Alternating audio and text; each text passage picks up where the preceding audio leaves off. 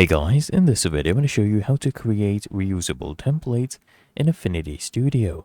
The first thing I want you to do is go ahead and set up your document that you want to save as a template. And then you just come at the top left, click on File, hover over Export, click on As a Template, select the folder where you want to save this template, and you can name this template anything you want.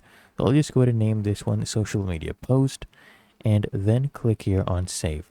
Once you're done saving it, what I want you to do is actually come at the top left, click on File, click on New, and then I want you to click here on the Home icon. Then after that, I want you to click on My Templates, and then I want you to add a folder. So click on that plus icon and select the folder where you had saved your template. So I have this one selected. Then I'll come back here to Home, and you'll see it under My Template. So here we have Social Media template, so click on that, and as you can see, it will go ahead and open up. But that is how to create reusable templates in Affinity Studio.